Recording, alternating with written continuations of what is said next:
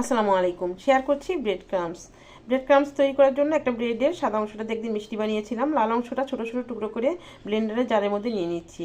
এবার এগুলো ব্লেন্ড করে নিচ্ছি। আপনারা যদি একটু কালারিং করতে চান সেক্ষেত্রে একটু রেড কালার বা অরেঞ্জ কালার অ্যাড করে দিবেন, সেক্ষেত্রে ব্রেড ক্রামস একটু কালারিং হবে। তো এই তো আমি ব্রেড করে নিয়েছি। এগুলো দেখুন কত সুন্দর ঝরঝরা হয়েছে আর দানা দানা হয়েছে। এবার এগুলো আমি কড়াইয়ের মধ্যে নিয়ে নিচ্ছি আর চুলা লো মিডিয়াম মাঝামাঝি রেখে এগুলো ভেজে নিচ্ছি। অনবরত কিন্তু নাড়তে হবে, না হলে কিন্তু লেগে যাবে। তো এই তো নাড়াচাড়া করে আমি এগুলো ভেজে নিয়েছি। যখন একটু কালার চেঞ্জ হবে অর্থাৎ একটু ঝরঝরা হবে, সেই ক্ষেত্রে আমি চুলাটা বন্ধ করে দিয়ে এগুলো ঠান্ডা করে নিব। তো এই তো ঠান্ডা হয়ে গেছে। এবার এগুলো আমি একটা বয়ামের মধ্যে করে নিয়ে রেখে দিব। এগুলো কিন্তু বছর জুড়ে সংরক্ষণ করা যাবে। আর যে কোনো স্ন্যাক্স খাবার তৈরি করতে এই ব্রেড ক্রামস কিন্তু অবশ্যই লাগে। আপনারা এইভাবে রেখে দিতে পারেন। তো আমার রেসিপি কেমন হয়েছে অবশ্যই কমেন্ট করে জানাবেন। ভালো লাগলে লাইক কমেন্ট করবেন, সাবস্ক্রাইব করে আমার পাশে থাকবেন। আল্লাহ হাফিজ।